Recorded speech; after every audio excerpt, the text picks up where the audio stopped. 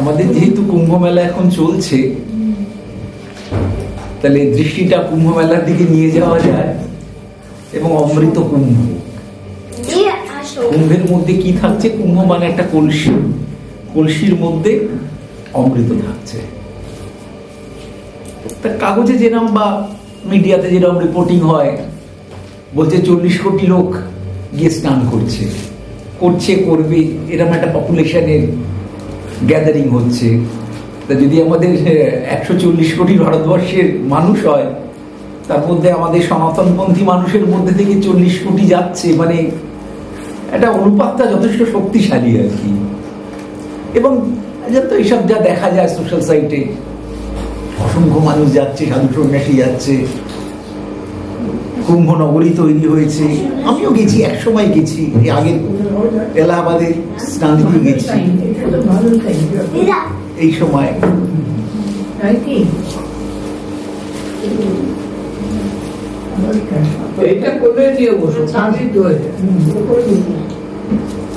তা সেই প্রসঙ্গটা কি? বা এত মানুষ যাচ্ছে, ট্রেনে কোনো টিকিট নেই, ট্রেন ক্যান্সেল হচ্ছে, এইসব বিভিন্ন জায়গায় গেলে লোকের কাছে শুনছি আর কি। এই কলকাতার কাছাকাছি কোনো জায়গা থেকে বাসে করে পর্যন্ত লোক যাচ্ছে, যেখান থেকে প্রয়াগ যাবে, স্নান করবে, ফিরবে, মানে ভাবলে অস্বস্তি হয়। মানে এই দূরত্ব বাসে কভার করা, ট্রেনের তো একটা একটু সুবিধা আছে যে একটু হাঁটাচলা করে নেওয়া যায়, কিন্তু গাড়ি বা বাস যতই হোক কষ্টকর ব্যাপারটা। তারপর গিয়ে তো ওখানকে থাকা ফেসিলিটি, স্নানে যাওয়া, এবং কুম্ভ নগরী তৈরি হয়েছে, যেটা প্রতিবারই হয়, এবার আরো হয়তো বড় করে হয়েছে। প্রচুর মানুষজনের থাকার ব্যবস্থা, এবং সন্ন্যাসীরা সবাই সেখানে যাচ্ছে। যেটা আখড়া আছে আমাদের সন্ন্যাসী সমাজের, একটা ইনস্টিটিউশনের মতো। এই আখড়ার একজন টপ পার্সন থাকে, যিনি আচার্য মহামণ্ডলেশ্বর, তার আন্ডারে সব সাব ডিভিশনে ব্রাঞ্চ যাচ্ছে।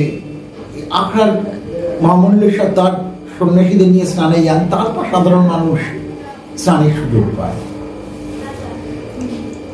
যে কোনো ইভেন্ট হওয়া বা ঘটনা হওয়া মানে অর্থ ব্যয়, আর ব্যয় মানেই কিন্তু আবার আয়ও। শুধু ব্যয়টা ভেবে কিন্তু কোনো লাভ নেই। যখন আমরা কোনো কিছু ব্যয় করছি, তখন কারোর কিন্তু সেটা আয় হচ্ছে, ফলে অর্থনীতির মধ্যে একটা টাকা পয়সার ঘুরপাক খাচ্ছে। এটা সামান্য ধরুন, একটা বাচ্চাদের জন্মদিন করতে আর যদি বাড়ি ভাড়া করে খাওয়ানো হয়, তা কেটারার বাড়িওয়ালা, তার তো রোজগার হলো, যে করছে তার খরচা হলো, পরে হয়তো ভাবতে পারে এত টাকা কেন খরচা করলাম, কিন্তু সেটা কিন্তু কারোর আয় হয়ে গেছে। সে আবার যখন পাচ্ছে, সে আবার র মেটেরিয়াল প্রকিউর করার জন্য মাছের দাম দিচ্ছে, আনাজের দাম দিচ্ছে, তারাও আবার হোলসেল মার্কেট থেকে কিনে আনছে। মানে একটা টাকা আসা মানে বহু ঘুরপাক খাচ্ছে, যেটা দুর্গাপুজোর গুণ। মার পুজো হয় কি না হয়, মা আসেন কি না আসেন, অন্য ধরনের আলোচনা। অর্থনীতির একটা সার্কুলেশন, এই জায়গাটা কিন্তু আমাদের বাণিজ্যিক দৃষ্টিভঙ্গি থেকে খুব গুরুত্বপূর্ণ। তাই এখানে মানে 11,000 কোটি টাকার মতো তখন খরচা হয়েছে তৈরি করতে, তারপর আরো খরচা হচ্ছে, টাকা পাওয়ার ব্যাপারও থাকবে, আর্থিক প্রসঙ্গ রয়েছে।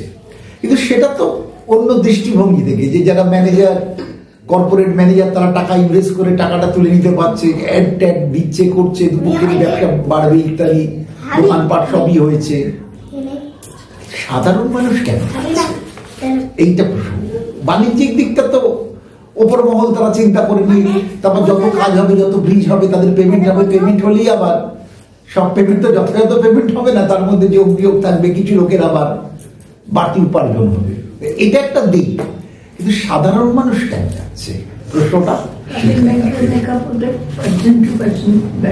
ভ্যারি করে। তাহলে তো একটা একটা সর্বসাধারণ রাজ্য আলোচনা তো থাকতে পারে যে মানুষ কেন যাচ্ছে।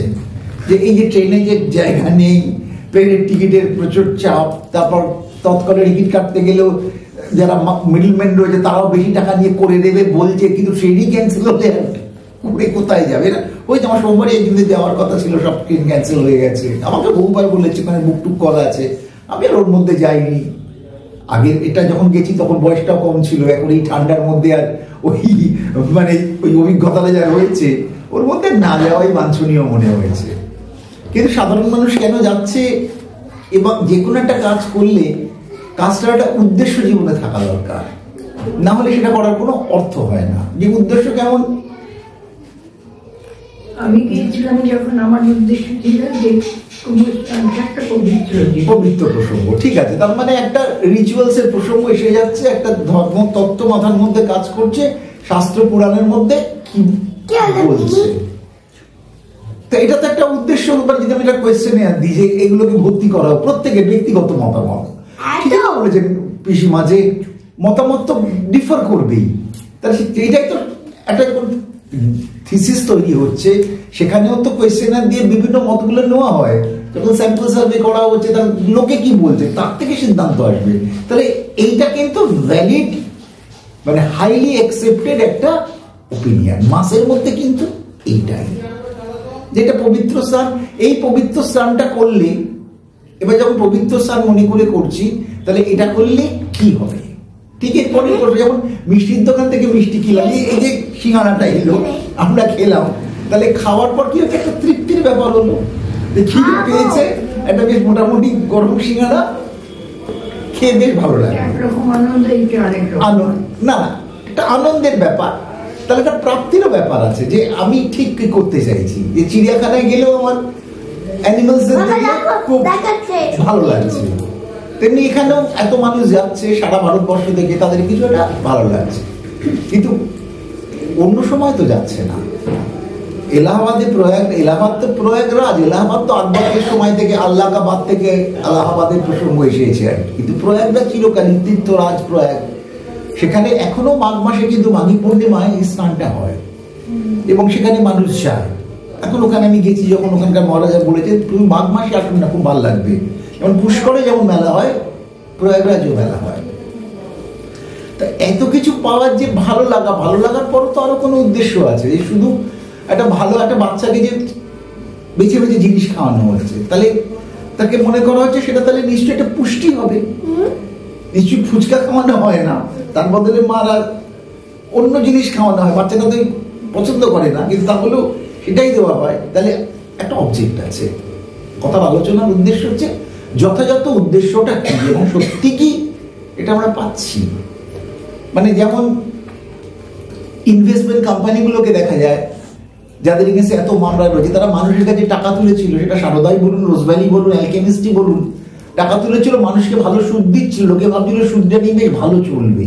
কিন্তু একসময় সুদ দেওয়া বন্ধ হলো এবং আসলটাও আর ফেরত হলো না। তাহলে যে উদ্দেশ্যে যথাযথভাবে ইনভেস্টমেন্ট হয়েছিল সেটা তো ব্যর্থ হলো এবং মানুষের হতাশাতে পূরণ হয়ে গেল। তাহলে এখানে আমাদের আশা প্রত্যাশা কতটা বাস্তবায়িত করা যায়, সবগুলোই হচ্ছে আমাদের চিন্তা ভাবনার বিষয়। এবং অনেক আগে কালকুটের বিখ্যাত লেখা অমৃত কুম্ভের সন্ধানে, সাহিত্য তো, শাস্ত্র আর সাহিত্য তো মিশে রয়েছে। তাই অমৃত কুম্ভের সন্ধানেতে কালকুট সুন্দরভাবে সেটা আলোচনা করেছেন, যে কত মানুষ গেছেন, প্রত্যেককে তো কথা বলা যায় না, কিন্তু বেছে বেছে ইন্টারভিউয়ের মতো একটা করতে পারলে যার যেটা সমস্যা বা যেটা চাইছে সেটা সেখানে সে প্রকাশ করছে। এই নিয়ে একটা সিনেমা হয়েছিল, অমৃত কুম্ভের সন্ধানের উপর সিনেমাটা হয়েছিল। ওই জায়গাটা খুব প্রণিধানযোগ্য, যে এত মানুষ কি জানে, তারা যে সবাই খুব জেনে বুঝে যাচ্ছে তা না, ওই একটা আলোচনার মধ্যে গেলে ভালো হয়ে যাচ্ছে, কিন্তু সত্যি ভালোটা আমরা পাচ্ছি। এবং যে অমৃত কুম্ভ একটা পৌরাণিক পটভূমি তার আছে, সেই পটভূমি থেকে আমাদের বাস্তবে যেতে হবে। যে সব মানুষই কি পটভূমিটা জানছে, আর পটভূমিটা জানলেও সেই পটভূমিকে বাস্তবায়ন করাটা খুব মুশকিল। সেই বাস্তব চিত্রটাই বা কি, মানে খুব জটিল এই কুম্ভের প্রসঙ্গটা। এবং আমাদের শাস্ত্রগুলোর মধ্যে পুরাণ তো একটা প্রধান বিষয় সাধারণ মানুষের জন্য।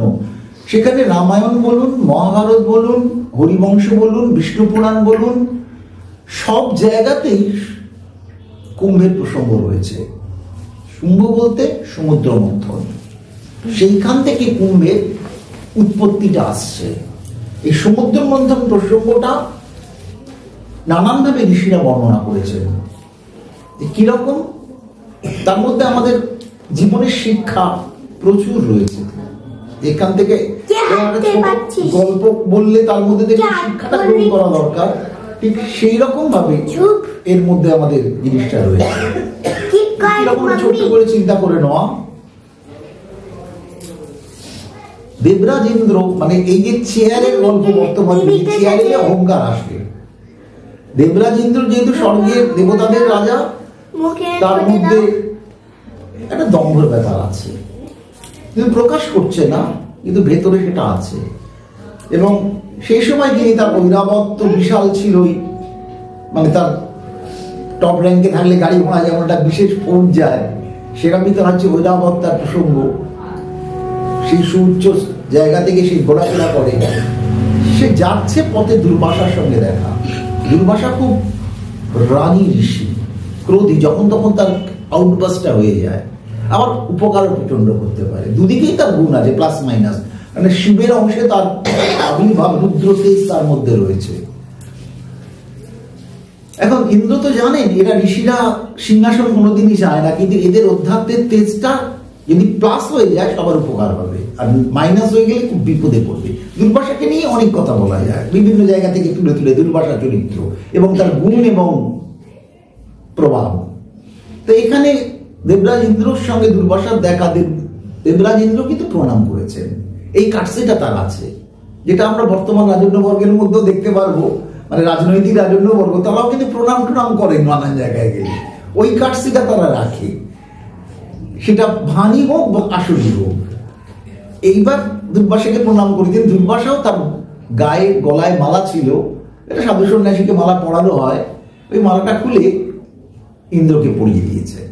ওটা পারিজাত পুষ্পের মালা, অপূর্ব একটা স্বর্গীয় পুষ্প, অসম্ভব সুন্দর গন্ধ। ইন্দ্র খুব খুশি হলে দুর্বাসা আশীর্বাদ করে বেরিয়ে গেলেন। কিন্তু এদের মনে তো অত শ্রদ্ধা থাকে না, ওটাকে ওই হাতির দাঁতের উপরে ঝুলিয়ে দিলেন। ঐরাবত তো বিশাল হাতি, তার বিরাট দাঁত, দাঁতের উপর ঝুলিয়ে দিলেন, দিয়ে উনি চলে গেলেন। এখন হাতির যার যা কাজ, তার কাছে তো দুর্বাসার মালা বা কোনো গুরুত্ব থাকে না। ওই মদমত্ততায় পূর্ণ যখন মানুষ হয়, তার কাণ্ডজ্ঞান চলে যায়। হাতি হচ্ছে তার প্রতীক, এবং সেই কারণে জগদ্ধাত্রী আরাধনা, যেটা আমি বিষয় না, জগদ্ধাত্রীর মূর্তির মধ্যে দেখবেন সিংহের তলায় হাতি রয়েছে। এই কলিন্দ্রাসুরকে মর্দন করে মা বিরাজ করছেন। মানে তোমার মনের মনের যে মত্ততা, এই মনোমত্ততাটাকে নাশ না করলে জগদ্ধাত্রীর অধিষ্ঠান হয় না। তাহলে সেই হাতির যে দাম্ভিক চরিত্র, হাতির তাই রয়েছে। ওই মালাটা পেয়ে সে এবার ভাবলো এটাকে একটু চিবলে কেমন লাগে, শুনে করে ঘোরালে কেমন লাগে। মানে মদমত্ততায় মানুষের নানান কিছু করতে ইচ্ছে করে, ঐরাবত তাই তাই করেছে, এবং তার ফলে পারিজাত পুষ্প ছড়িয়ে রাস্তায় পড়ে গেছে এবং যে যার জায়গায় চলে গেছে। দুর্বাসা তার কাজ শেষ করে ওই পথেই ফিরে দেখেছে তার দেওয়া মালা রাস্তার মধ্যে গড়াগড়ি যাচ্ছে, এবং ক্রোধী ঋষি রুদ্রতে যে তার প্রকাশ, এত স্পর্ধা ইন্দ্রের। আমার দেওয়া আশীর্বাদী মালা সে রাস্তায় ফেলে দিয়েছে, ইন্দ্র ভুল করেছে, হাতিকে দিয়েছে। ওই জন্য যাকে তাকে কোনো দায়িত্ব দিলে কিন্তু খুব মুশকিল। শিক্ষা, এটা রূপকথার গল্প মনে হতে পারে, কিন্তু এর থেকে প্রতি স্টেজে আমাদের একটা লার্নিং এর ব্যাপার। এই কালে দিদিমা রাজার পাঠ, কথাই আছে, যাকে তাকে যে কোনো কাজে ডিসেন্ট্রালাইজ করা যায় না। তার মানে সে খারাপ তা না, কিন্তু কর্তব্য দায়িত্ব কতটা সে করতে পারবে, সবাই কিন্তু সবকিছু হয় না। তাই ইন্দ্র ওই যে ভুলটা করলেন, দায়টা তারই থেকে গেল। এই হাতির এই কাণ্ড থেকে দুর্বাসা অভিশাপ দিলেন, তোমার এত যখন দর্প অহংকার, তুমি লক্ষ্মীচ্যুত হও। এই লক্ষ্মীর প্রসঙ্গ আমরা আলোচনা করেছিলাম দুদিন ধরে, ওইখানেও এই প্রসঙ্গ রয়েছে। তুমি লক্ষ্মীচ্যুত হও। এই লক্ষ্মী হচ্ছে স্ত্রী।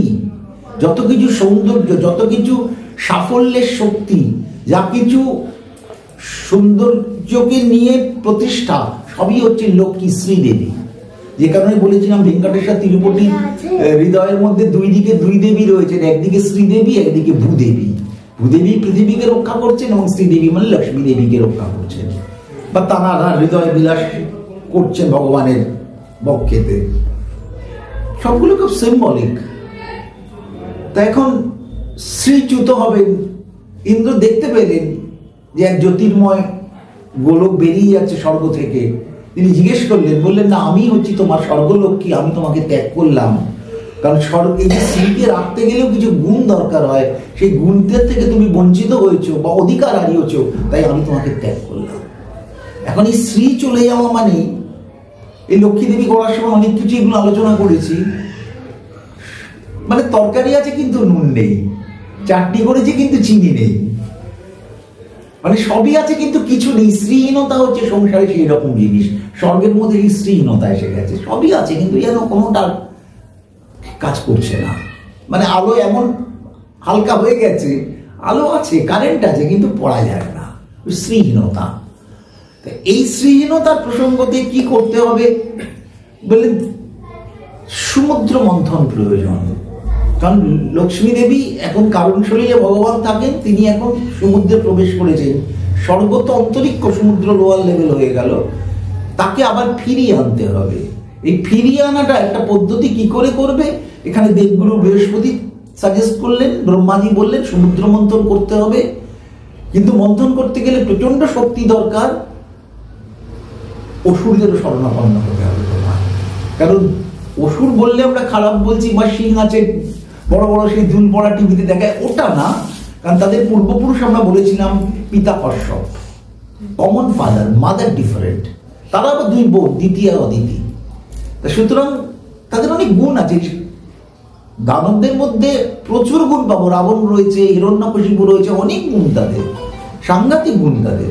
কিন্তু কিছু বদগুণের জন্য, যেমন তরকারিটা রাখা হয়েছে, হঠাৎ দেখা যায় একটা টিকটিকি পড়ে গেছে, তাহলে কি সেটা কি আর কেউ খেতে পারবে? কিন্তু ডিশটা ভালো প্রিপারেশন ছিল। ঠিক সেই রকম ওদের কিছু সমস্যা আছে। যেমন রাবণ তার জলজান্ত উদাহরণ, রাবণের গুণের শেষ নেই, কিন্তু ওই একে দেখলে কেমন তুলে আনি, তাকে দেখলে তুলে আনি, ওইটা তার গুণটাকে নষ্ট করে দিচ্ছে। তো সেই আসুরিক প্রবৃত্তি এবং দৈবিক প্রবৃত্তি, যেটা গীতার মধ্যে দৈবাসুর সম্পদ বিভাগ যোগ, একটা দৈবী গুণ, একটা আসুরিক গুণ, তাদের লিস্ট আছে, কোনটা হলে দৈবী হয়, কোনটা হলে আসুরিক হয়। কাগজে এখন যে রিপোর্টগুলো দিদির সঙ্গে আলোচনা করছিলাম, এই কোর্ট কাছারি, পুলিশ, সিবিআই, এগুলো সব আসুরিক গুণের প্রকাশ। যা যা হয়েছে এর মধ্যে কোনো দৈবী গুণ নেই, আসুরিক গুণ। মানে লোককে বিরক্ত সৃষ্টি করো, লোকের ক্ষতি করো, সমাজে বিশৃঙ্খলা আনো, এগুলো হচ্ছে আসুরিক প্রবৃত্তি, যেটা আমাদের এখন ভরে গেছে। দৈবী গুণ এখন পাওয়াই যায় না বলতে গেলে। এখন এক করে কোনো মহৎ কাজ করতে গেলে কাউকে বাদ দিয়ে করা যায় না। সেই জন্যই সাজেশন তারা দিল যে দেবতাদের সঙ্গে অসুরকে এক হতে হবে, এখন ভাগাভাগি করলে চলবে না। দেখুন, এটাই কিন্তু বর্তমান রাজনীতিতে আমরা লক্ষ্য করেছি। এমনিতে কোনো মিল নেই, কিন্তু চেয়ার বা পার্লামেন্ট বা স্টেট দখল করতে গেলে যাদের মধ্যে সমঝোতা হচ্ছে তাদের কিন্তু নীতি এক নয়। কিন্তু আপাতত এই জিনিসটা করে কাকে চাপে রেখে আমরা একত্রিত করে মসনদ দখল করব, তাহলে কিন্তু আমরা এক হয়ে গেলাম। কিন্তু এবার কার্যোদ্ধার হয়ে যাওয়ার পর দেখবো আর তাদের ভাবটা থাকছে। এই রাজনীতি দেখুন বিষ্ণু পুরাণ রেফার করছে। বিষ্ণু পুরাণ খুব প্রাচীনতম পুরাণ গ্রন্থ, অনেক আগেকার। তা সেখানে যিনি লিখছেন, একজন তো কেউ লিখেছেন, হাওয়াতে কিছু লেখা হয় না। তাহলে তখনও তার মনস্তত্ত্ব এবং রাজনীতির কি প্রখর চিন্তা ভাবনা ছিল। মানে আমি রূপকথার দিকে যাচ্ছি না, আমি শুধু শিক্ষাটাকে আলোচনা করছি, যে দরকারে মানুষের সঙ্গে সহযোগিতা করে একটা কোয়ালিশন গভর্নমেন্ট তৈরি হচ্ছে, কিন্তু এটাও পরিণতি দেখাচ্ছে বেশি দিন থাকবে না, তার মধ্যে কোনো মহৎ উদ্দেশ্য নেই বা কোনো আত্মত্যাগ নেই, ফলে ওটা হওয়ার পর কিন্তু ভেঙে যাবে। ঠিক সেই জায়গাটাতে আমরা পৌঁছে যাব। তাই দেবতারাও অসুরদের বোঝালো, অসুররাও দেখবে, তাদের লোভ দেওয়া হলো যে এইখানে সমুদ্র মন্থন হলো, লক্ষ্মী দেবীর কথা বলা হলো না। মানে কিছু অর্ধ সত্যের উপর আমাদের জীবনটা চলে, সব কথা তো সবকিছু বলা হয় না, সবই অর্ধ সত্য। তাই লক্ষ্মী দেবীর কথা না বলে বললো অমৃত উঠবে এখানে। এই সমুদ্র মন্থন করলে অমৃত উঠবে, অমৃত উঠলে তার অনন্ত গুণ, আমরা সবাই সেটা ভাগ করে নেবো। তাহলে তোমরাও এসে পার্টিসিপেট করো। যেহেতু অমৃতের ওই লোকটা দেওয়া হলো, তোমরা যদি কোয়ালিশনে আমরা জিতি, তোমাকে ফিনান্স মিনিস্ট্রিটা দিয়ে দেবো, রেলওয়েটা দিয়ে দেবো, অমুকটা দিয়ে দেবো, একটা গল্প দিয়ে দেওয়া হলো। তারা ভাবলো তাহলে আমাদের তো পাওয়ার কোনো সম্ভাবনা নেই, এইখানে গেলে আমরা তাহলে এটা পেতে পারি, তাহলে ঝগড়া করবো না, চল একসঙ্গে হাতটা মিলিয়ে দিই। তাহলে এই যে রাজনীতির খেলাটা দেখুন কত হাজার হাজার বছর আগে থেকে ডিসপ্লে হয়ে গেছে, তখন কোথায় এটাতে কোনো অস্তিত্বই নেই। কারণ আমাদের প্রসঙ্গগুলো এত প্রমিনেন্ট, এত মনস্তত্ত্ব এবং রাজনীতিকে নিয়ে, মনস্তত্ত্ব, দর্শন, শাস্ত্র, রাজনীতি নিয়ে আমাদের শাস্ত্র। আমরা শাস্ত্র মনে ভাবি খালি কৃষি পাতা বাঁচতে হবে না বেলপাতা বাঁচতে হবে, একদম তা না। ওটা একটা মাইনর প্রপোর্শনের আলোচনা, লোক কাটার মতো ব্যাপার। ওটা আসল ব্যাপারটা অনেক গভীরের মধ্যে রয়েছে, পুরোটাই একটা ম্যানেজমেন্ট স্ট্রাকচার। তো এইভাবে নিয়ে প্রসঙ্গটা তো রাজি হয়ে গেলে এখন করতে হবে। এখন সমুদ্র মন্থন মানে দুধকে মন্থন করলে মাখন আসে, তাহলে দুধকে মন্থন করতে গেলে একটা পদ্ধতির ব্যাপার। আর মন্থনজাত যেটা আসছে দুধ কিন্তু পচে যেতে পারে, দুধ কিন্তু জলে ঢাললে মিশে থাকে আর দুধে ব্যাগ করানো যাবে না, তো মাখন হলে সেটাকে রাখা যাবে, এবং জলের মধ্যে রাখলেও মাখন কিন্তু জলের সঙ্গে দুধের মতো মিশে যাবে না, ওটা তুলে আবার আমরা ব্রেকফাস্টটা করলে কিন্তু অসুবিধা হবে না। সেই যুগে তো ফ্রিজ ছিল না, পরিষ্কার কথা, ঠাকুমার সময় ফ্রিজ ছিল না, তাহলে তখন যদি মাখন রাখতে হয় কিসে রাখতো তারা? জলে বসিয়ে রাখতো। ফ্রিজ, একটা ফ্রিজ, টিভি, মোবাইল, এর তো একটা যুগের বয়স আছে। কিন্তু ঠাকুমা আমার বেঁচে থাকলে এখন 125 বছর বয়স হতো। তাহলে তার যে জমানা, তিনি যেদিন বউ এসেছিলেন, যে সংসার করেছিলেন, চালিয়েছিলেন কিভাবে? সবার ঠাকুমা দিকুমা যেভাবে চালিয়েছে, সেখানে এত জিনিস থাকতো, উনুনে রান্না হতো, গ্যাসের কোনো অস্তিত্ব নেই, গোবর দিয়ে উনুন পাড়া হতো। সেই যুগটা সারদামার যুগে গেলে আরো অন্যরকম হয়ে গেল, কারণ ওটা 200 বছরের দিকে চলে যাচ্ছে। তাহলে সেই যে বক্তব্য মাখন, ওই দুধকে মন্থন করলে মাখন আসে, দুধের সারবস্তু হচ্ছে মাখন। এই সমুদ্রকে মন্থন করলে কোনো সারবস্তু আসবে, সেটাকে বলা হলো অমৃত। যে অমৃতটা খেলে অনেক কিছু লাভ হবে, কি কি লাভ হবে তা কিন্তু বলা যাচ্ছে না, বললো অনেক কিছু লাভ হবে। একটা অমৃত শব্দটাই একটা ইনভার্টেড কমা কোয়েশ্চেন মার্ক হয়ে গেল। ঠিক অমৃত জিনিসটা কি? ওই জন্যই অমৃত কুম্ভের সন্ধানে বইটার নাম করা হলো, যে সেই অমৃত যে উঠলো সেটার সন্ধানে গেলাম, সত্যি কি অমৃত আমরা পেলাম। অমৃত বলে কিছু কি ডিফাইন করা আছে? অমৃত মানে অমৃত পান আছে, কিন্তু সেই অমৃতটা কি? জীবন স্মৃতির মধ্যে রবীন্দ্রনাথ যখন লিখছেন, তা তো সব কাজের লোক দিয়ে তাদের চলতো, অনেক ভাই বোন। তো দেবেন্দ্রনাথ তো কোনোদিনই কিছু দেখতেন না। মা সারদা তো 1 বছর মধ্যে বাচ্চা হওয়ার প্রসঙ্গ চলে, তার মা তো সারদা, রবীন্দ্রনাথের মার নামও সারদা। 13টা ভাই বোন পরপর হচ্ছে, তাতে বাচ্চা দেখা সম্ভব না, কাজের লোকেরা বাচ্চা দেখে, কারণ পয়সার কোনো অভাব নেই, প্রচুর জমিদারির টাকা। তারা সকালবেলা রবীন্দ্রনাথকে রবিকে ডেকে খেতে দেয় কেক, পেস্ট্রি, পিজার, তখন কোনো প্রশ্ন ওঠে না। কি দিচ্ছে তাকে? বাসি লুচি এবং রস, মিষ্টির রস। এই যে তখন তো কেক পেস্ট্রির যুগই না, মিষ্টি সবার বাড়িতে আসে, বাসি লুচি কটা করে রাখা থাকে, আর রস বাটিতে করে দিয়ে যায়। ছোট্ট রবি, অনেক ছোট, হয়তো ওর থেকে একটু বড়, চেটে চেটে রসটা খায়, কারণ না খাওয়ার কারণ নেই, ভালোই লাগে, অন্য কিছু তো সে জানি না। ওইটা খাচ্ছে, খেয়ে বলছে যে অমৃত কি। যখন জীবন স্মৃতিতে লিখছেন অমৃত কি তা জানি না, কিন্তু ওই যে সকালবেলা বাসি লুচি আর রস খেতাম, মনে হতো যেন অমৃত খাচ্ছি। তাহলে অমৃত একটা আস্বাদন হয়ে যাচ্ছে, অমৃত সম্পূর্ণই একটা আস্বাদন। ঠিক কি রবীন্দ্রনাথের কাছে বাসি রসটাই হয়ে যাচ্ছে অমৃত। উনি তো একটা ডিফাইন করলেন। আবার দেখুন, আমরা যেন কোনো কিছু খাই, যখন কোনো কিছু খাওয়ার পর যেন সাহিত্যের ভাষায় এলে যেন অমৃত খেলাম, তার মানে একটা এক্সেলেন্ট কিছুকে অমৃত বলা হচ্ছে। ঠিক ইনভার্টেড কমা অমৃত মানে HCl মানে হাইড্রোক্লোরিক অ্যাসিড, একটা কেটে গেল সালফার ডাইঅক্সাইড, ওখানেও বললে পরপর সব কেমিক্যাল ফর্মুলা বলে দেবে, একটা মানে পাওয়া যাবে, যে NaCl করলেও একটা নুনের প্রভাব পাওয়া যাবে। কিন্তু অমৃত মানে কি, ইকুয়াল টু কি, এটার উত্তর কোথাও নেই। কিন্তু এই অমৃতের সন্ধানে কিন্তু স্থানে যাওয়া, তাহলে একটা সাসপেন্স অ্যাকাউন্ট তৈরি হবে। আমাদের বাণিজ্যের ভাষায় তাকে বলে সাসপেন্স অ্যাকাউন্ট, যে একটা কিছুর জন্য যাচ্ছি কিন্তু কি সেটা জানি না। কিন্তু যখন আমরা সলভ করি, যখন স্কুলে সলভ করতে দুটো ইকুয়েশন দেওয়া হচ্ছে বা কোনো কিছু বলা হচ্ছে, তুমি একটা আননোনকে ধরে নিচ্ছ এক্স কে ধরে সলভ করতে করতে এক্স কে কি জানো না, কিন্তু করতে করতে একসময় এক্স এর একটা ভ্যালু পেয়ে যাবে। তাহলে যেটা ছিল আননোন, সেটা কোনো পর্যায়ে ওই মন্থন করতে করতে স্টেজ বাই স্টেজ যেতে যেতে ওটা কিন্তু নোন হয়ে যাবে। তাই অমৃত কনসেপ্টটা টোটালি আননোন, কিন্তু তাকে নোন পর্যায়ে আমাদের আনতে হবে, যে শেষ পর্যন্ত এক্স এর ভ্যালুটা দাঁড়ালো কোথায়, যোগ বিয়োগ গুণ ভাগ সবকিছু করছি, ইকুয়েশন নিয়ে 3 গুণ 5 গুণ যেমন যেমন করে এলএইচএস করছি, শেষকালে এক্স এর ভ্যালুটা কি গিয়ে দাঁড়াবে, তার উত্তর কিন্তু শাস্ত্র প্রত্যক্ষভাবে দেয়নি। তোমাকে তোমার মতো করে নিতে হবে, তুমি কি চাইছো, সবকিছুকেই কিন্তু অমৃত কলসির মধ্যে আমরা রেখে দিচ্ছি, সাসপেন্স অ্যাকাউন্ট।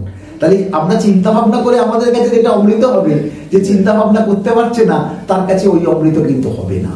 ওইটাই যে পিসিমা বলছে যে আলাদা আলাদা মতের ব্যাপার নিশ্চয়ই থাকবে, সেটা যে কারেক্ট উত্তর তাও বলা যায় না। উত্তর তো অঙ্কের তো ভ্যালু তো কত লোকের ভুল বেরোয়, জিজ্ঞেস করে কত এক্স কত এক্স কত, কে বললো 16, কে বললো 18, নম্বর কার হবে কার হবে না, তোর একটা আছে, কিন্তু ডেভিয়েশন এসে যাচ্ছে। এখন এই যে উঠবে, ধনতেরাসের কথা এত শুনেছেন, কালী পুজোর আগে যে সব গয়নাঘাটি কেনাকাটার একটা মানে হুজুম, এটা কোনোদিন আপনাদের সময় ছিল আমার মনে হয় না। মানে আপনারা যখন স্টুডেন্ট ছিলেন, কলেজ করছেন, অফিস করছেন, কোনোদিন ধনতেরাস আমরা শুনিনি। বা সেই গয়না হাতে পয়সা থাকলে কিছু সোনা কেনা যেতে পারে, এটা হচ্ছে সংসারিক বুদ্ধি। ঠাকুরা তো বেরোতেন না, আমি তো বলছি বাঙালির ঘর, ঠাকুরা তো বাইরে বেরোতেন না, স্যাগরা ডাকতেন, স্যাগরা সে নীতি নিয়ে আসতো, আমি আবার পাশে বসতে পারতাম, এরকম ভাবে চলতো। ধনতেরাসে কিনতে যাচ্ছি এরকম কোনো প্রসঙ্গ হয়নি, কিন্তু সেই সময় একটা প্রসঙ্গ যেটা রয়েছে, এখন তো ঝ্যাঁটাও কিনছে, মানে কোনো ভিত্তি নেই, জিরো। মানে কোথা থেকে ওই যে জিনিসটাকে ব্যবসার মতো ঢুকিয়ে দিলে একটা সার্কুলেশন হবে, সেদিক থেকে আমার কোনো আপত্তি নেই। যদি সাধারণ মানুষ যেটা বিক্রি করে তার যদি 10 টাকা লাভ হলো, তাতে আমার আপত্তি কি থাকতে পারে? যে যেটা কিনছে হয়তো সে জানুয়ারি মাসে গিয়ে কিনতো, যার দরকার, সে যদি অক্টোবরে কিনতাম ধনতেরাসের দিন, 4 মাস আগে কিনলো, ওই সময় একটা ব্যবসাটা বাড়লো। পুজোর সময় তো কাপড় কেটে তারপর গিয়ে কি আমরা কাপড়ের দোকানে আর যাচ্ছি, গরমকাল তো ফাঁকা পড়ে আছে। তো এই ব্যবসার দিক থেকে কোনো বক্তব্য নেই, যে কোনো ভাবে প্রোডাক্টকে যদি তুমি খাওয়াতে পারো কাস্টমারকে, সবসময় তোমার লাভ। আমাদের তো ব্যাপারটাই তাই যে first create your supply will create the demand. এমন একটা মাথায় ঢুকিয়ে দাও, লোক তারপরে যদি ছুটবে, তাই এটাই তো ব্যবসা। আমার তো বাণিজ্যের বিষয় এটাই প্রসঙ্গ, প্রোডাক্ট খাওয়াতে হবে। আজকে ধর না পৌষ মাসে পিঠে তৈরি উঠে গেছে, তার বদলে বলরাম থেকে শুরু করে নানান বড় বড় দোকান খুলে পাটিসাপটা অমুক তমুক সব করছে। খেতে ভালো লাগে কিন্তু করবার ক্ষমতা নেই গায়ে গতরে এবং প্রসেসে। তাহলে টাকা আছে, কিনে নাও, তারা সাপ্লাই দিচ্ছে, তাই হয়ে যায়। লক্ষ্মী পুজোর নাড়ু হয় না, ওরা দিয়ে দেয়, তাহলে টাকা দিতে সবাই পারে, তাহলে প্রোডাক্ট তো বিক্রি হচ্ছে, তারা তো সাকসেসফুল, ওইতে কোনো আপত্তি নেই। কিন্তু বিষয়ের মধ্যে যদি ধর্মকে টানো তাহলে খুব আপত্তি আছে। যাই হোক, আমরা আবার চলে যাচ্ছি ধনতেরাসে। এই সমুদ্র মন্থন যখন হচ্ছে, যেমন দুধকে মন্থন করলে মাখন হয়, তেমনি মন্থন থেকে সমুদ্রকে রত্নাকর বলা হয়েছে, এই রত্নের আখর। তা সেই রত্নাকরের মধ্যে অনেক কিছু গুণ আছে। এই মন্থনের ফলে জিনিসগুলো উঠছে, দুধ থেকে যেমন মাখন আসে সেটা উঠছে। যে এইসব টিভিতে দেখায় না, দুধ নন্দরাজা ব্রজভূমিতে সব এগুলো ঘুরিয়ে করছে মন্থন দণ্ড। ওইরকম মন্থন দণ্ড, সেটার মধ্যে ডিটেলসে গেলাম না, সে সময় পেলে দেখা যাবে। সব জিনিসগুলো উঠছে। ত্রয়োদশীতে ধন্বন্তরী উঠলেন। এই ধন্বন্তরী ভগবান শ্রীহরি এক অবতার। কারণ অবতারদের অনেক প্রসঙ্গ দেওয়া রয়েছে। আমরা দশাবতার কথা বলি, এটা জয়দেবের করা, কিন্তু ভাগবতে 22 জন অবতারের কথা পরপর বলা হচ্ছে। তার মধ্যে অন্যতম হচ্ছে ধন্বন্তরী। ধন্বন্তরী চিকিৎসা শাস্ত্রের জনক, আয়ুর্বেদের জনক। তিনি সেইটাকে নিয়ে উঠলেন। মানে যা কিছু চিকিৎসার প্রসঙ্গ সেটা আসছে ধন্বন্তরী থেকে। ওই জন্য দোকানের নাম ধন্বন্তরী দিয়ে বলেন, ওই ডাক্তার ধন্বন্তরী মানে সারিয়ে তুলবেই, এইখান থেকে ধন্বন্তরী এসছে। ওই যে আমাদের যাদবপুরের কেপিসি হসপিটালে গেলে ওদের একটা দরজার উপরে খুব বড় করে ধন্বন্তরী ছবি আছে, ভীষণ সুন্দর দেখতে, গয়নাগাটি পড়া, ওই সোনার কলসি নিয়ে ধন্বন্তরী উঠছে। ওই চিকিৎসা শাস্ত্রের জনক তিনি, এবং তিনি চরককে এটা শেখাবেন, চরক থেকে সুশ্রুতকে শেখাবেন। এই পরপর আয়ুর্বেদ মেডিকেল সায়েন্সের ডেভেলপমেন্টটা সেইখান থেকে আসছে বলে আমাদের অর্জন পাওয়া যাচ্ছে। এই চিকিৎসা শাস্ত্র জিনিস অমৃত কলসির মধ্যে আছে, মানে মেডিসিনের একটা টোটাল কালেকশন তিনি সমুদ্র থেকে নিয়ে উঠলেন। আজকে এইটার অভাবে আমাদের অসুখ করছে। একটা মেডিসিন, প্রপার মেডিসিনের অভাবে কি হচ্ছে? সুগার বেড়ে যেতে পারে, প্রেশার বাড়তে পারে, থাইরয়েড বাড়তে পারে, শরীরের নানান রকম সমস্যা হতে পারে। আবার ঠিক অ্যাপ্রোপ্রিয়েট মেডিসিন যদি পড়ে, সুগার কন্ট্রোল হয়ে যাচ্ছে, প্রেশার কন্ট্রোল হয়ে যাচ্ছে, থাইরয়েড কন্ট্রোল হয়ে যাচ্ছে। এই যে চুল নিয়ে সমস্যা, এটাও তো ওষুধের খেলা। ঠিক করে যদি ঠিক ওষুধ পড়লে চুলটা থাকবে, চুল উঠে যাওয়া একটা বিরাট সমস্যা হয়েছে। অ্যালপেশিয়া বলছে যে উঠে যাচ্ছে, বহু জায়গায় হচ্ছে, কারণ এত স্ট্রেস ছেলে মেয়েদের আসছে।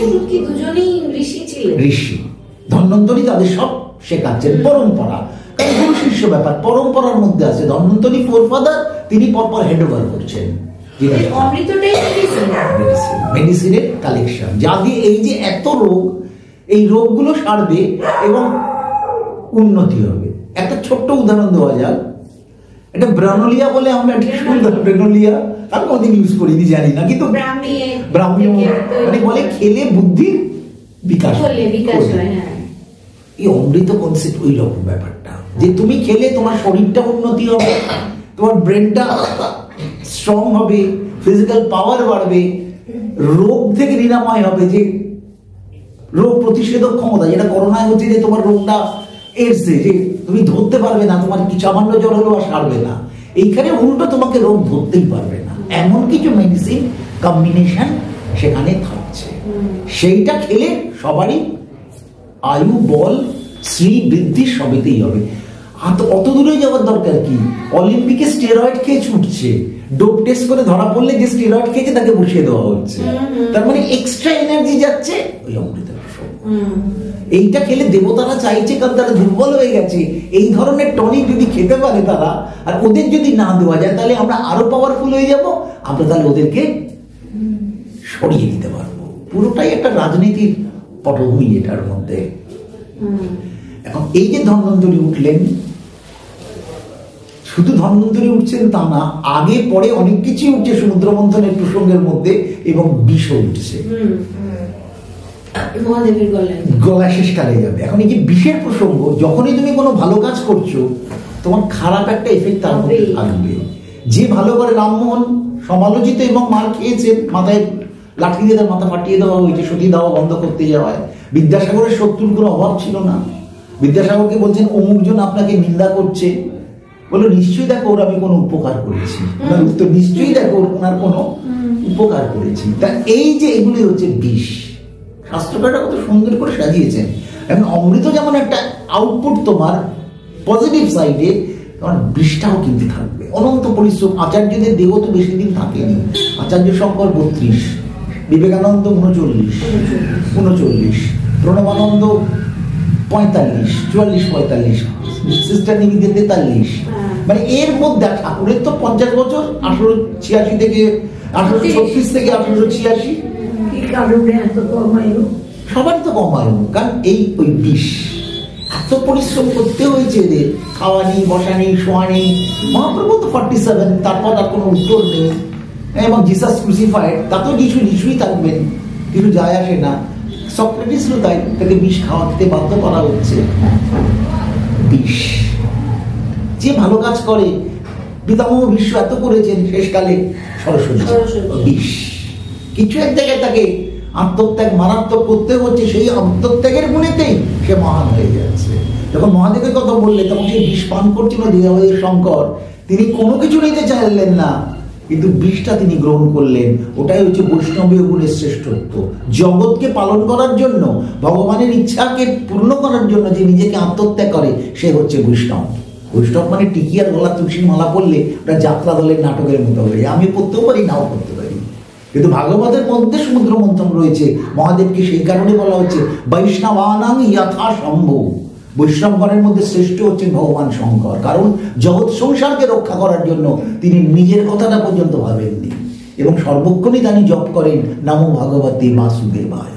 সর্বক্ষণ বাসুদেব মন্ত্র তার হৃদয়ের মধ্যে চলছে। এরপর দক্ষ যজ্ঞের সময় বিশাল ভূমিকা তার, কেন সতী দেহত্যাগ করলেন এবং শিবকে নিয়ে আলোচনা, এটা বিষয় নয় আমাদের, কিন্তু বৈষ্ণব তত্ত্ব ছোট্ট করে বলে দিলাম, শিবের সেই গুণটা রয়েছে।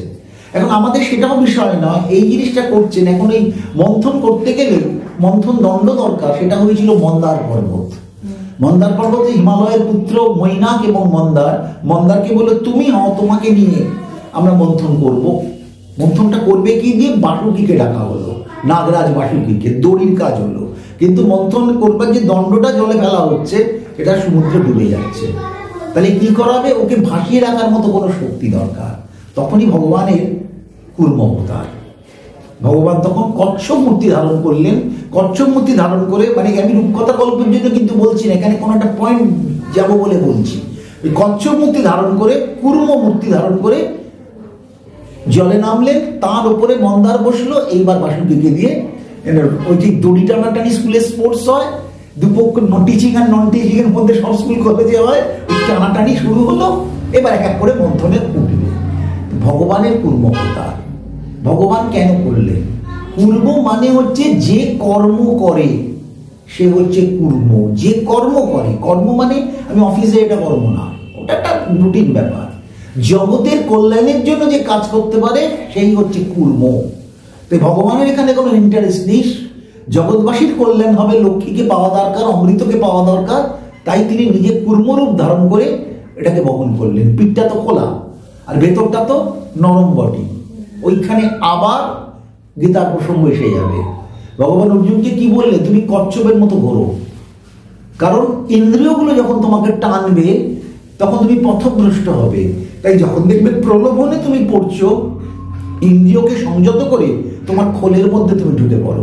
কচ্ছপের যখন কোনো শত্রু আসে তখন সে আর মুখ চোখ বের করে ডাকে না, গর্তের মধ্যে ঢুকে বন্ধ করে দেয়। তোমার ইন্দ্রিয় আসক্তি যখন বৃদ্ধি পাবে, ধ্বংসের পথে যাবে, সেটাকে সংযত করো, করে তোমার শেল্টারের মধ্যে চলে এসো। আবার যখন মহৎ কার্য করবে তুমি আস্তে আস্তে এগিয়ে যাবে। দেখুন, একটা পুজোর গল্প কিন্তু নেই এর মধ্যে, প্রত্যেকটা হচ্ছে টিচিং এর ব্যাপার রয়েছে। সেই জন্যই ভগবান লোককে দেখালেন তুমি বহির আসক্তি ত্যাগ করে কচ্ছপের মতো কর্ম করো, তবেই তুমি লক্ষ্মীকে পাবে, মানে স্ত্রীকে পাবে, সৌন্দর্যকে পাবে, জীবনের ছন্দকে তুমি বুঝতে পারবে। তাই কচ্ছপ রূপ ধারণ করে ভগবান তখন সমুদ্র মন্থন হচ্ছে, এবং এর সঙ্গে এবার ধন্বন্তরী এলেন, এবং তার সঙ্গে এলেন লক্ষ্মী দেবী উঠলেন, এবং তার সঙ্গে আরো একটি এলো। মানে কেমিক্যাল ইকুয়েশনে তুমি যদি দেখো, পেট্রোলিয়ামেতে যাও, আরো নানান জায়গায় যাও, জয়েন্ট প্রোডাক্ট বাই প্রোডাক্ট অনেক জায়গাতে হচ্ছে। ম্যানুফ্যাকচারিং প্রসেসের মধ্যে গেলে যখন রিফাইনিং প্রসেসে তুমি যাচ্ছ, তখন জয়েন্ট প্রোডাক্ট বাই প্রোডাক্ট পাচ্ছি। লক্ষ্মী হচ্ছে মেন প্রোডাক্ট, কিন্তু তার সঙ্গে জয়েন্ট প্রোডাক্ট এসে গেল অমৃত, আর বাই প্রোডাক্ট এসে গেল একটি সাংঘাতিক জিনিস, ওয়াইন, সুরা, একদম। ওই জন্যই তোমাকে ওই জয়েন্ট প্রোডাক্ট বাই প্রোডাক্ট বললাম, যে ওটা এসে গেল, ওটা কেউ চাইনি, ওই জীবনে ওটা হবে। যে তুমি এইটা যখন করছো, বিনা পয়সায় তোমার কিছু দুর্ভোগ তোমার জীবনে এসে যাবে, এটাকে তুমি আঁকতে পারবে না। ওই এটা সেই প্রসেনজিতের করার অভিনয় হয়েছিল, পুলিশ অফিসার হয়েছিল, নামটা আমার গুলিয়ে গেছে। ওই পুলিশ হয়ে খুব মারে, তাই বলছে কেন তুমি মারো, এরকম করলে তো হয় না। বলে কথা আদায় করতে গেলে কি করবো, আমি অ্যাসিড ফেলবে না, অ্যাসিডের ঝাঁজ হবে না, তা কি হয়? ওদের প্রধান কথা যে অ্যাসিড মারবো আর অ্যাসিডের বাথরুমে আর অ্যাসিডের ঝাঁজ হবে না, তা কি কখনো হয়? মাঝে মধ্যে মানে ক্রিমিনালদের বক্তব্য আর কি, না পেটালে কথা আমি বের করতে পারবো না। তা সেই ব্যাপারটাই বাই প্রোডাক্ট হচ্ছে সুরা। এবার দেখুন, ওই লক্ষ্মী দেবী আর সুরা একসঙ্গে আসছে বলে শাস্ত্রকাররা তাকে বললেন এই লক্ষ্মীর ভাই হচ্ছে সুরা।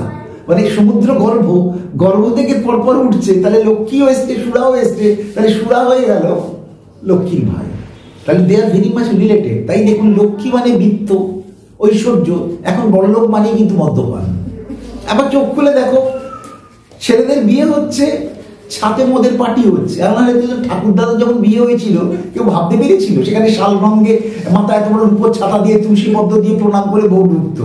এখন ছাতে ব্যাচেলার্স পার্টি, মদ, বিয়ের পর ফুলসজ্জের দিন মানে বর বন্ধুদের সঙ্গে মদ খেয়ে ফুলসজ্জের ঘরে ঢুকবে। বউ যদি আবার বউ তো গেল, ওরা আমার থেকে ভালো জানে আধুনিক যুগের মেয়ে, এখন তো হাতে সিগারেট কোনো ব্যাপারই না, তাই তাদের হয়তো অসুবিধা হবে না। কিন্তু যদি স্বাভাবিক কোন একটা সাধারণ ঘরের মেয়ে আসে, প্রথম দিনই বর হুইস্কি খেয়ে নানান রকম গুলি দিচ্ছে ঢুকে, সে তো মানে বেবাচা কাটিয়ে যাবে জীবনে। এখন যুগ আলাদা, কিন্তু উল্টোটাও তো রয়েছে, শান্ত ঘরও তো রয়েছে, এত জানে না তারা। একদম একদম একদম একদম। তাহলে ওই লক্ষ্মীর সঙ্গে মদ কিন্তু খুব যুক্ত। বিত্তশালী মানেই হচ্ছে ওই হুইস্কি বিয়ার ছাড়া তারা কথা বলতে পারে না। বর্তমান দেখুন 20 লাখ 30 লাখের গাড়ি, প্রত্যেকে মদ্য, রাস্তায় গাড়ি চালাচ্ছে, অ্যাক্সিডেন্ট করছে, নইলে কোনো মহিলার সঙ্গে অদ্ভুত ব্যবহার, খুনোখুনি, মারামারি, প্রত্যেকটাই ওয়াইন। ওয়াইন কেন? পয়সা বেশি মানে ওয়াইন, আর ওয়াইন থেকেই আবার পয়সার আরো ক্রেজ। লক্ষ্মী আর ওয়াইন ঘুরপাক খাচ্ছে। এই জন্য ব্যঙ্গ করে বললো তোমার ভাই হচ্ছে সুরা, লক্ষ্মী গেলে সুরা যাবে, একদিন ওই বংশে মদ ডুববে। যে টাকা আছে, তুলসী পাতা নিয়ে নারায়ণ সেবা করি, থাকবে না, মদ ডুববে, চোখের ওপর দেখা এগুলো। তা সেই লক্ষ্মী সুরা সবকিছুই রয়েছে। অমৃত নিয়ে ওঠা হয়েছে, এই অমৃতকে নেবে বলে এবার দুপক্ষেরই মারামারি। অমৃত তো দেবতারাই পাবে, ওষুধকে কোনোদিন দেওয়া হবে না, এই অমৃত নিয়ে নানান ডেফিনেশন এবার চালু হয়ে যাচ্ছে। অমৃত প্রসঙ্গ ঠিক, অমৃত সাসপেন্স অ্যাকাউন্টই থাক, ছোট্ট করে পরে বলবো যেটা আমাদের অমৃত হবে। মানে কি এইটাই মানে ইন্ডিকেশন সমুদ্র মন্থন এই কোন জায়গায়, আমি আসছি সেই জায়গায় একদম। ওই পুরাণটা আগে শেষ করে দিই। এখন কলসি নিয়ে খাওয়া খাই শুরু হচ্ছে, ওষুধরা খেতে চাইছে, ওষুধদের দেওয়া হবে না। দেবরাজ ইন্দ্রের পুত্র জয়ন্ত, জয়ন্ত কলসি নিয়ে পালিয়ে গেল। যখনই ভালো কিছু হয়েছে ওটাকে স্ন্যাচ করে নিয়ে হাওয়া হয়ে যাও, কারণ দেবো না, প্ল্যানিং তো আছে দেবো না। এবার সে ছুটছে, দেবতারাদের তো বাঁচবে যে ভালো হলো, ওরা পাবে না, ওরাও চেস করছে। একটা এখন চড়াই পাখিকে দেখে বাজ পাখি ছোটে, চড়াই বুকে হয়তো কিছু একটা আছে, এটা ভাগবতের উদাহরণ, যে চড়াই পাখি বা একটা কোনো ছোট পাখিটা মাংসের টুকরো পেয়েছে, সেটা বাজ পাখি দেখতে পেয়ে ওকে চেস করছে। ওই যখন চড়াই পাখিটা সেই মাংসটা ফেলে দিল, বা ছোট পাখিটা মাংসটা ফেলে দিল, তখনই বাজ পাখি মাংসর দিকে চলে গেল, ওকে ছেড়ে দিল। মানে এসেই তুই গয়নাকাঠি নিয়ে ট্রেনে যাচ্ছ, ডাকাত ধরেছে, কিন্তু যখন সত্যি দেখলো যে গয়নার বাক্সটা তুমি ফেলে দিয়েছো, ও আর তোমার দিকে আসবে না, গয়নার দিকে চলে যাবে। প্রত্যেকটা যুক্তির ব্যাপার। তাই জয়ন্ত ওরম করে যাচ্ছে বলে অসুররা ছুটেছে, ওকে ধরো, ধরে স্ন্যাচ করে নাও। এখন অত ছোটাতে গেলে কি হয়, খুব স্বাভাবিক হাঁপিয়ে যাওয়ার ব্যাপার। তো তখন কলসিটাকে রাখতে হচ্ছে। বলছে এই চুলের মধ্যে 12 বার রাখতে হয়েছিল, 12 টাইমস। 8টা হচ্ছে অন্তরিক্ষে, অন্তরিক্ষ মানে স্পেসের মধ্যে, বাংলা করলে এটাকে অন্তরিক্ষ হয়ে যাচ্ছে। আর 4টে হচ্ছে এই পৃথিবীতে। 12 টাইমস ওই কলসিকে রাখতে হয়েছে। এবং রিপিট করছি, 8টা হচ্ছে অন্তরিক্ষে, স্পেসে 8টা রাখতে হয়েছে। আর পৃথিবীতে কত ছুটছে, 4 জায়গায় রাখতে হয়েছে। কোন 4 জায়গায়? যা গঙ্গার ধারে, পরিষ্কার করে দিল, গঙ্গার ধারে মানে বৃন্দাবন। কুম্ভের স্পট চলে গেল, যেখানে রেখেছে তাড়াতাড়ি রাখতে গিয়ে জল যেমন চলকে পড়ে যায়, ওই অমৃত চলকে পড়েছে। সেই তিথিগুলো রয়েছে। তাই প্রথমেই বললো গঙ্গার দ্বার, তারপরে বললো গোদাবরী তট। গোদাবরী তট মানে নাসিক, নাসিক। এবার বললো ত্রিবেণী মানে প্রয়াগ, আর হচ্ছে মহাকাল, মহাকাল ক্ষেত্র মানে উজ্জ্বল। এই 4টে আমাদের কুম্ভস্থল হয়ে গেল। কারণ অন্তরিক্ষ কোথায় আমরা জানি না, স্পেস তো মাপতে পারবো না। আর্থের মধ্যে আমাদের মধ্যে যে 4টে জায়গা হচ্ছে, 4টে কুম্ভ জায়গা হয়ে গেল। এবং প্রতি জায়গাতেই 12 বছর অন্তর করে মেলাটা হবে। মানে এই প্রয়াগে হচ্ছে ওদের 12 বছর প্রসঙ্গ হচ্ছে। স্বর্গের 12 বছরে, মানে আমাদের 12 বছরে ওদের একদিন হচ্ছে। মানে পৃথিবীর যে ঘুরছে, বৃহস্পতির ঘোরাটা আলাদা, তাহলে বৃহস্পতির 1 বছরটা অন্য হিসেবে। তাই এটা স্পেসে তাদের যে জায়গাটা, সেখানে 12 বছর মানে আমাদের 12 বছর মানে তাদের একদিন হচ্ছে। সেই জন্য প্রতিদিনই সে নিয়ে নিয়ে পালাচ্ছে, একটা জায়গায় রাখছে, কিন্তু পৃথিবীর মাপে সেটা 12 বছর হয়ে যাচ্ছে। তাই যদি এই 4টে জায়গায় কুম্ভের জায়গা রাখা হলো। এবং বিশেষ যোগাযোগ এবার যেটা হয়েছে, যে ওই খুব ভেড়াটা পিটানো হচ্ছে, এটা আবার অ্যাস্ট্রোনমিতে চলে যাচ্ছি, যেটা আমাদের কোনো হাত নেই। গ্রহ নক্ষত্রের কম্বিনেশন, সূর্য, চন্দ্র এবং বৃহস্পতি এমনিতে তো যে যার মতো ঘুরে যাচ্ছে, কিন্তু এই সময়টা এই তিথির ওই প্রয়াগরাজেতে সূর্য, চন্দ্র এবং বৃহস্পতি স্ট্রেট লাইন, স্ট্রেট লাইনে। এটা অনেক সময় বলে যে এই গ্রহের সঙ্গে এটা আমরা পৃথিবীর দিকে এগিয়ে আসছে। এটা ওই আমাদের বিড়লা প্ল্যানেটোরিয়ামের অধিকর্তা অনেক সময় কাগজকে জানায় যে এটা একটা দুর্লভ দৃষ্টি, আমেরিকা থেকে বহু লোক আসছে, এখান থেকে লোক আসছে। এইরকম একটা গ্রহ যোগাযোগ এই বছর রয়েছে, চন্দ্র, সূর্য, বৃহস্পতি স্ট্রেট লাইন। সেই কারণে ওই জন্য একে এত গুরুত্বটা দেওয়া হচ্ছে। সেসব ঠিক আছে, কিন্তু প্রশ্ন আমাদের থেকেই যাবে এক্সের ভ্যালুটা কি। সব যোগাযোগ, সব আকাশের খেলা হচ্ছে, সব ঠিক আছে, আমি সত্যি এর মধ্যে কি পাবো? এই প্রসঙ্গ তো মেলা গল্প। এবার তাহলে একটু হিস্ট্রিতে চলে আসি। এখানে কারা যাচ্ছে, যে ইউটিউব চালালেই দেখা যাবে সমস্ত গেরুয়াধারী, সাদা কাপড়ের এখানে কোনো ব্যাপার নেই। এই গেরুয়াধারী এবং নাগা সন্ন্যাসী, নাগা সন্ন্যাসীদের একটা হিস্ট্রি আছে, তারা সবসময় এমনভাবে থাকে না, এইভাবে তারা অস্ত্র শস্ত্র নিয়ে যায়। ওই 3 দিনই দেখা যাবে, মেলাতে একটু দেখা যাবে। মেলা শেষ হলে তারা কোথায় যায় কেউ জানে না, হিমালয়ে চলে যাওয়া। আমাদের তো আশ্রমের আন্ডারই তো সবে, আমাদের তো গুরুকুল দশনামী সম্প্রদায়। দশনামী সম্প্রদায় মানে কিন্তু বলার জন্য আচার্য শঙ্করের 4 ভাগ করলেন, 4 ভাগটা 10 ভাগ হলো। গিরি, পুরী, ভারতী, সরস্বতী সবাই বৈদিক বসনে, এরা 10 নং সম্প্রদায়। আচার্য শঙ্কর কুম্ভ মেলাকে annual general meeting spot declare করে দিয়েছিলেন যে তোমরা কোথায় করবে। যেমন মাসে একদিন এসে এখানে আমরা বসছি, এবার যদি এটা লাখে লাখে প্রসঙ্গ হয় তাহলে একটা স্পেস দরকার, সময় দরকার। এইখানে কুম্ভ যোগাযোগ যখন হবে, বৃহস্পতি যখন প্রবেশ করবে, এই তিথিতে তোমরা সবাই এক হবে।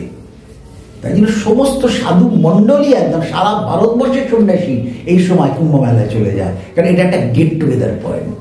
খাওয়া হবে, ভজন হবে, পাঠ হবে, সারাদিন চলবে। গেলে খাওয়ার অভাব কিছু হবে না। মানে এখানে গেলে বিনা পয়সা চা দিচ্ছে, মানে সকাল 8টায় বেরিয়েছি, সন্ধ্যে 6টা পর্যন্ত আমি হাঁটছি। কুম্ভ নগরী হেঁটে শেষ করা যাবে না, শেষকালে আর যেন পারছি না। কিন্তু খাওয়ার অভাব নেই, মানে চা লাইন দিয়ে দাঁড়িয়ে যাও, এই কাগজের কাপে করে চা ফ্রি, পয়সা দিতে হবে না। পকোড়া, মানে এগুলো সব স্পন্সর, তারা সব লোককে দিচ্ছে। তুই পকোড়া খাবে, যে 10 টাকা 20 টাকা করে যেগুলো কড়ায় ভাজে খাওয়া যায়, তো পয়সা দিতে হবে না। গেলেই তোমাকে 1 টাকা করে ওইগুলো নুন টুন ছড়িয়ে একদম সুন্দরভাবে দিয়ে দিচ্ছে, ছোট ছোট সমোসা দিয়ে দিচ্ছে। মানে খেতে পাবো না এটা কখনো হতে পারে। তারপর লঙ্গর চলছে, খিচুড়ি তরকারি সবসময় মিলছে, সবসময় চলছে। তাহলে সারা ভারতবর্ষের সাধু সমাজ এক হয়ে যাচ্ছে। এটা একটা দেখা একটা ব্যাপার। এখানে গিয়ে সবাই যে চান, আমি ভারত সেবাশ্রমের টপ সন্ন্যাসীদের সাথে কথা বলেছি, ওদের কাছে থাকতাম, বলছে আমরা স্নান করি না, কিন্তু আমরা থাকি পরিচালনা করার জন্য। কারণ কে জলে ডুবে গেল, কে কি হলো, ওইখানে গিয়ে চান করতে যাচ্ছি তা না, কিন্তু পুরোটাই ওই সেবা। ওদের তো প্রসঙ্গটা সেবা, হেল্পের জন্য আমরা পুরো মেলাটাকে কন্ট্রোলের মধ্যে রাখি। এটা পুরো সাধু সম্মেলন। এইবার সেখানে চোর তোমার চুরি করবে, মোবাইল রাখলে মোবাইল হারিয়ে যাবে, পার্স রেখে মারপিটও হবে। কারণ ওই সম্প্রদায় কে কার তর্ক জুড়ে দিয়েছে। 18টা আখড়া রয়েছে, 18টা আখড়ার মধ্যে অজস্র সাধু, তাদের মধ্যে অজস্র নাগা সন্ন্যাসী। তারা ভীষণ উগ্র, এবং তারা স্থানে যাওয়ার সময় পুলিশ একদম কর্ডন করে রাখে জায়গা। কারণ নাগা সন্ন্যাসীদের মধ্যে আইনপত্রের কোনো ব্যাপার নেই, তারা ত্রিশূল নিয়ে যায়। গন্ডগোল যদি করো, একদম স্ট্যাপ করা যাকে বলে, ত্রিশূল দিয়ে স্ট্যাপ করবে। ওই জন্য যখন নেহরুর সময় যখন হয়েছে এলাহাবাদে, তখন স্ট্যাম্পেড হয়ে গেছিল। কারণ নাগা সন্ন্যাসী চলে যাওয়ার পর ওই পায়ে ধুলো নেবে বলে এত রাশ হয়েছে, স্ট্যাম্পেড হয়ে গেছে। আর এখন তো 40 কোটির গল্প, মানে ভাবাই যায় না। এরা তো সংসারে থাকে না, এই সময় এরা আসে আখড়ার আন্ডারে। আমাদের কুলকুলের আখড়া তো সব নাগা সন্ন্যাসী আছে। যখন মহামন্ডলেশ্বর যাবে, তখন এরা পুরো ব্যাপারটা কর্ডন করে রাখবে। এদের মাঝখানে কেউ ঢুকতে পারবে না, ঢুকলে হচ্ছে ওই সেজে নিতে হবে। সেটা যে কখনো হয় না তা না, তখন তো ওইভাবে সাজতে হবে। এরকম আমার জানাশোনা আছে যে একদম গেরুয়া পরে চলে গেছে, কিন্তু সে ওইভাবে সন্ন্যাসী না, ওই দিনের জন্য ওকে বলে দিয়েছে, না হলে সামনে যাবে না। সাদা বেশকে এমনি ভাবে যেতে, আমায় গেলে কিন্তু ওখানে গেরুয়া পরেই যেতে হবে। কারণ যতই আমি বলি ওই ড্রেস একটা ফ্যাক্টর, ওখানে প্যান্ট পরে ঘুরছি কোনোভাবে হবে না, ঢুকতেই দেবে না। একদম আঁকড়াতে ওই মতো হয়ে যাবে, ওই সব রুদ্রাক্ষের মালা কপালে, শিব তিলক, মানে এই ছদ্মবেশ রাখতে হবে। ওখানে গেলে কিছু করার নেই, যদি তুমি মেইন স্ট্রিমে থাকতে চাও। হ্যাঁ, ওদের পড়ার পর তুমি গেলে তখন কোনো ব্যাপার না, মেইন স্ট্রিমে থাকলে এটা করতে হবে। তাই এটা হচ্ছে একটা প্রসঙ্গ হয়ে যাচ্ছে যে গ্যাদারিং সাধু সন্ন্যাসী। তাই আমি গেলাম, চান করলাম, ফিরে এলাম, তাতে আমি কিছু জানতেও পারবো না, দেখতেও পারবো না। লোকে একদিনের জন্য যাচ্ছে, কি হবে দেখে একদিনের জন্য। গঙ্গা এলাহাবাদেই বহুবার গেছি, একদম মাকে নিয়ে, মানে নৌকোয় করে, যেখানে সম্ভবই নিয়ে গেছি। এটা কুম্ভ মেলা কোনোদিন হয় না, সম্ভব তো আরো এগিয়ে গিয়ে এখানে দুটো জলের কালার খেলছে, সেই কালারের মধ্যে নামতে হবে। মাকে নৌকোয় নৌকো ভাসছে, বললে এইখানে নামুন না। আমি তো ভাবি নেমে যদি কোনো প্ল্যাটফর্ম না পাবো তো নিয়ে যাবো, পুরো ভয় তো আছেই। বাঁশের ওপর ভর দিয়ে না নামছি, করে পাটা পেয়ে গেলাম। যখন দেখলাম আস্তে আস্তে করে বাঁশটা ধরে আছি পুরো, যখন দেখলাম না প্ল্যাটফর্মটা ঠিক আছে, তখন মাকে বললাম, মা তুমি এবার নামো, আমি তোমায় চান করে চুবিয়েই তোমার এতে নৌকোতে তুলে নেবো। সব মার সঙ্গে করে বেড়াতাম। তাই কিন্তু কুম্ভেতে সেই জায়গায় যাওয়া সম্ভব না, সবটাই ত্রিবেণী সঙ্গম, মানে বাস দিয়ে দিয়ে ঘেরা। কারণ এত লোক চান করবে এখানে, তো আমি গেলে নৌকোতে করে সম্ভব না, ওটা তো ফাঁকা সময় যাচ্ছে। তাই সেই স্নানের প্রসঙ্গ ঠিক আছে, কুম্ভ ঠিক আছে।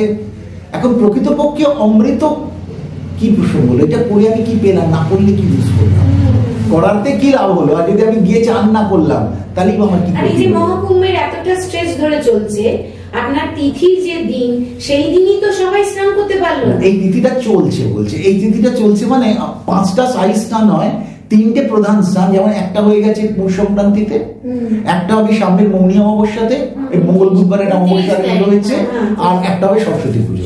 তারপরে শিবরাত্রি হবে, আর একটা হবে ওই সময় মেলা ফাঁকা হতে শুরু করে, মহামণ্ডলেশ্বরা ফিরে যায়, ওরা তিনটে স্নান করে চলে আসে। এইরকম একটা প্রসঙ্গ। এখন এগুলো তো ঠিক আছে, যদি মহাপ্রভুতে যাই, মহাপ্রভু কুম্ভস্থানে গেছেন কিনা আমি পাইনি। শ্রীরামকৃষ্ণ তো পুরী যাননি, তাহলে কুম্ভে গেছেন এমন কোনো কথা আমি পাইনি। প্রভু জগৎবন্ধু সুন্দরের কথা আমি পাইনি। তাই যখন সে সময় মানে ভগবত প্রতিম ব্যক্তিত্ব যখন বিরাজ করছে, বা বিবেকানন্দ গেছে কিনা দেখে বলো আমায়, আমি পাইনি। আমি তো সব পড়ি, এত পড়ি তা তো না, আমি জানি না, তোমরা পেলে আমাকে ফিডব্যাক দেবে যাতে আমি ইনরিস্ক করতে হতে পারি নিজেকে। একটু যাইনি। এখন যাওয়ার প্রসঙ্গ হচ্ছে কি পাচ্ছি, আর সেই অমৃত কিন্তু সাসপেন্স এখন রয়ে গেছে, কতক্ষণ বলছে আমি জানি না, মানে বাজে পোকা হয়ে যাচ্ছে, অমৃত থেকে হারিয়ে যাচ্ছি। অমৃত পাওয়া তো চারটিখানি কথা না, আসলে খুবই জটিল ব্যাপার। হ্যাঁ শুনি। আপনি বললেন টোটাল স্পেসে আর নিচে মিলিয়ে 12টা জায়গায় রাখা, 4 and 8। হ্যাঁ, মাটিতে পৃথিবীতে রাখলে কোনো সমস্যা নেই। কুম্ভের অন্তরিক্ষ কিছু করতে পারবো না। অন্তরিক্ষে রাখলো কি করে স্পেসের মধ্যে? তাতে সবকিছু পারে, ফ্লাইং। মানে কি সেটা বিষয়টাই কনসেপচুয়াল, পুরো ব্যাপারটাই তাই। ভার্চুয়াল এক্সিস্টেন্সে তো সবকিছু হচ্ছে, সবটাই তো ভার্চুয়াল এক্সিস্টেন্সে হচ্ছে। আর অন্তরিক্ষে যখন কি ঘুরে যাচ্ছে, আমাদের এখানে মধ্যাকর্ষণ টেনে নিচ্ছে, কিন্তু অন্তরিক্ষে দেবলোক যখন বিচরণ করছে তাদের টানছে না, তাই সেটা অন্তরিক্ষে পাঠিয়ে গেছে। হ্যাঁ, তারা চলে যায়। কলসি ওইরকমই ছিল, কলসি ওইরকমই ধরে রাখা হয়েছে, কোনো ধরে দাঁড়িয়েছিল, কিন্তু এখানে একদম ল্যান্ডেড স্ট্রাকচারে গেছে, চলতে পড়েছে। এখন এই তো অমৃত সাসপেন্স এখন হয়ে গেল। ওষুধের কথা আমি বলেছি, ছোট্ট ছোট্ট করে বলি। ঋগ্বেদের মধ্যে সোমরস পান বলা আছে। এই সোমরস পান দেবতারাও করে, আর সর্ট অফ ওয়াইন, কিন্তু ওয়াইন না, কিন্তু আয়ুর্বেদ গুল্ম দিয়ে একটা মিক্সচার দিয়ে তৈরি হয়, যেটা খুব এনার্জি বৃদ্ধি করে। এই সোমরসের গুণটাকে অমৃত বলা হয়েছে। তাই এগুলো হচ্ছে জলজ উদ্ভিদ, তাকে ঠিক মতো মিক্সচারে গেলে, যেমন মকরের ধ্বজা আমরা ঘষে ঘষে মুড়ু দিয়ে খেতাম, একটা মিক্সচার কনসেপ্ট। আগেকার দিনে ডাক্তাররা, আমার ছোটবেলাতেও ওষুধ দিত, তাই মিক্সচারে সেই দাগ মারা থাকতো। এইগুলো আমাদের সব একই তো, জ্বরে একদম একদম ওটা ভালো লাগতো, ছোটবেলায় খেতে খুব ভালো লাগতো, মিষ্টি মিষ্টি লাগতো, আলতা আলতা মতো একটা কালার হতো একদম। এখনকার বাচ্চাদের এগুলো কোনো নেই, কেউ দেয় না, কিন্তু সে সময় এনজয় করতাম। সেই হতো এই মিক্সচার, ওই অমৃতের করছে। আর একটা দেখো, এগুলো সমুদ্র থেকে উঠছে, কিন্তু রামায়ণের মধ্যে দেখছি যখন লক্ষণ শক্তিশালকে শুয়ে আছে আর বাঁচবে না, তখন রাবণের বৈদ্য সুসেনকে তুলে আনা হয়েছিল। সুসেন বলেছিল, কালকের সকালের আগে যদি তুমি ওই ওষুধ এনে দিতে পারো হিমালয় থেকে গিয়ে, তাহলে বাঁচবে বিশল্যকরণ। এবং সেই বিশল্যকরণী আনতেও যাবে, ও পাবে না, পুরো গন্ধমাদনটা তুলে নিয়ে চলে আসবে। কিন্তু আমাদের সোমরস লতাগুল্ম অমৃত বলছে জলে হয়। হনুমানজি কিন্তু সমুদ্রের তীরে থেকে জল থেকে কিছু তুলছে না, হিমালয়ে যাচ্ছে। এই জায়গাটা রিকনসিলেশন দরকার। কিরকম? হিমালয় কিন্তু একসময় সমুদ্র ছিল, এটা বিজ্ঞান বলছে, একদম বিজ্ঞান তাই বলছে। তাহলে ওইখানে সেই লতাগুল্মগুলো ছিল, যেটা জল সরে যাওয়ার পর হিমালয়ের গায়েতে সেটা হয়, এবং তাতে রাত্রিরে লাইট জ্বলে। যেমন মাছের গায়ে লাইট জ্বলে অন্ধকারের মধ্যে, এরকম মাছ পৃথিবীতে আছে, সেই রকম বৃক্ষ ছিল সেখানে হিমালয়, এরা রাত্রিরে লাইট জ্বলে। কিন্তু হনুমানজি বাঁচতে পারেনি বলে পুরো চাঁদটাকে তুলে নিয়ে চলে এসেছিল। তাহলে এই সমুদ্রের তলার হিমালয় কিন্তু রিকনসিলেশন হয়ে গেল, জলেই হতো, ওখানে জলটা নেমে গেছে বলে এখন পাহাড়ের গায়ে হয়। এবং অথর্ববেদে যে ক্যান্সারের ট্রিটমেন্ট অমুক তমুক সমস্ত অথর্ববেদে বলা আছে, কিন্তু কোন প্লান্ট দিয়ে হবে সেইটা বাজাবার মতো হনুমানজি পারেনি, তো মানুষ করে পারবে। অনেক গল্পগুলোকে কিন্তু ভাবতে হবে কিভাবে জোড়া হয়েছে। তাই সেগুলো একটা লতাগুল্মর প্রসঙ্গ চলে এসেছে। আমরা লতাগুল্ম খুঁজে পাবো না, সেই সোমরসের সেই মিক্সচারও বানাতে পারবো না, সব না না না না না। তাহলে আমাদের কাছে অমৃত কোনটা? একদম কনক্লুশনে চলে আসা, আমাদের কাছে অমৃত কোনটা? এই বয়সে আর ওখানে যাওয়া যায় না। অমৃত কোনটা? প্রপন্ন পারিজাতায় তত্র বিত্রৈক পানায় জ্ঞান মুদ্রায় কৃষ্ণায়, তারপর গীতামৃত দুহে মহৎ। গীতা, ওটা হলো গীতামৃত দুহে নম। গীতারূপী অমৃতটাকে যিনি দহন করছেন তাকে প্রণাম করা হলো গীতামৃত, গীতারূপী অমৃত। আবার সর্বোপনিষদ গাবো দগ্ধা গোপাল নন্দন পার্থবৎস সুধীর বৎসা গীতামৃত দুহে মহৎ। সেই মহৎ গীতামৃতকে তিনি গ্রহণ করলেন অর্জুনের জন্য, আমরা পান করব বলে। গীতামৃত শব্দগুলো কনফিউশনে 1 2 মালাগাতা হয়ে যাচ্ছে।